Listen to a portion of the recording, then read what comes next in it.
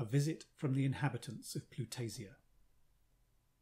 How long we slept, it is impossible to say. We must have remained in slumber at least 3 days after the great excitement of our voyage so far. The direct cause of my awakening was a loud noise on deck, and on coming up to learn the cause, I saw Flat Hootley shaking his fist at 2 strange flying men who hovered over the ship. "Bad luck to ye," shouted Flat Hootley. "If I ever get to grip of ye again, you won't sail away so swatly after jabbing me in the neck like that." "Flat Hootley," I required, "what's the meaning of this? Were those men on board ship? Had you hold of them?" "Begorra, sir," he replied, holding his hand over a slight wound in his neck.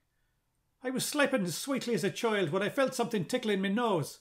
I got up to see what the matter with me, and sure enough I found them 2 rascals prowling about the deck. When they saw me making a move, they jumped back and roosted on the rail. I wanted to catch hold of the one of them as a curiosity, and I goes off to the short fella, and I says quite honey-like, 'Good morning, sir. Could you give me a match to light me pipe?' And before the fellow had time to know where he was, I had hold of him, wings and all. Why, he was as weak as a wether, and I was knocking his head on the deck to keep him quiet, when the other fellow let fly and stuck his spear in my neck. And when I was trying to catch the second fellow, the first fellow got away. But jabbers, the next time I get a grip on either of them, his mutton's cooked." "I fear, Flat Hootley," said I, "you will never catch either of them again. Don't you see they've got wings and can fly whenever they like beyond reach?" The 2 men that flew around the ship were strange beings. Their complexions were bright yellow and their hair black. They were not above 5.5 feet in height, but possessed athletic frames. Their wings were long polished blades of metal of a gleaming white like gigantic oars, which were moved by some powerful force, possibly electricity, quite independent of the body. Their aerial blades flashed and whirled in the sunlight with blinding rapidity. Their attire consisted of what appeared to be leather tights covering the legs, of a pale yellow tint with crimson metallic embroidery. The dynamo and wings were fastened to a crimson jacket of unique shape that supported the body in flight. Their heads were protected by white metal helmets, and they wore tightly fitting metal boots, reaching halfway up to the knee, the metal being arranged in overlapping scales. Each flying man was armed with a spear and shields. The tout ensemble was a picture of agility and grace. The sailors, now thoroughly awake, gave expression to loud exclamations of surprise at the sight of the 2 strange flying men, wheeling around the ship overhead. Professor Starbottle thought the strangers must belong to some wealthy and civilized country, for men in a savage state would be incapable of inventing such powers of flight and presenting so ornate an appearance. "They are soldiers," said Professor Rackiron. "See the spears and shields they wear." "They're bloody pirates," said Flat Hootley.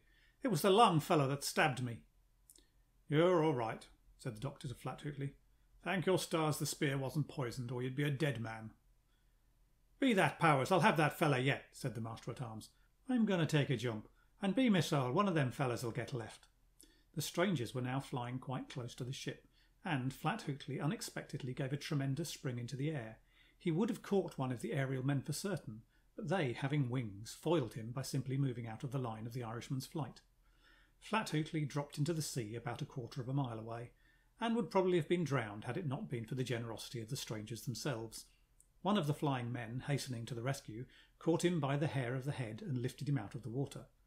Flat Hootley caught the stranger by one of his legs and held on like grim death. The flying man brought his burden right over the ship and attempted to drop Flat Hootley on deck, who shouted, "I have him, boys! I have him! Catch hold of us, some of you!" Immediately a dozen sailors leapt up and, grasping the winged man and his burden, brought both successfully down to the deck. Seeing himself overpowered, the stranger submitted to his captivity with as good a grace as possible.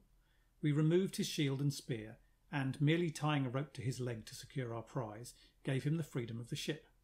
He sulked for a long time and maintained an animated conversation with his free companion in a language whose meaning none of us understood.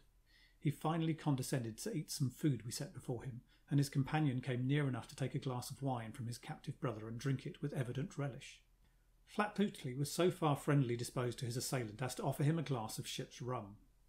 The stranger, to our surprise, did not refuse it, but, putting the glass to his lips, quaffed its contents in a single draught. When he became more accustomed to his surroundings, we ventured to examine his curious equipment.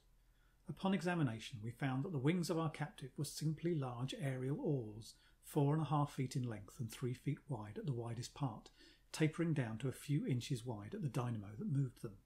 Such small extent of surface evidently required an enormous force to propel a man in rapid flight.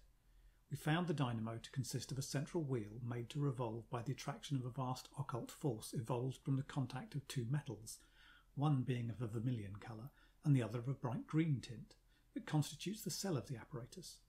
No acid was required, nor did the contact of the metal produce any wasting of their substance. A colossal current of mysterious magnetism made the wheel revolve, the current being guided in its work by an automatic insulation of one hemisphere of the wheel. I put one hand on the dynamo and made a gesture of inquiry with the other, wherein our friend said, "Noj Mendesi."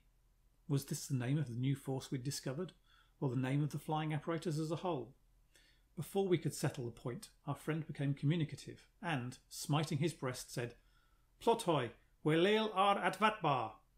With the right hand he pointed to a continent rising above us, its mighty features being clearly visible to the naked eye. End of chapter 10.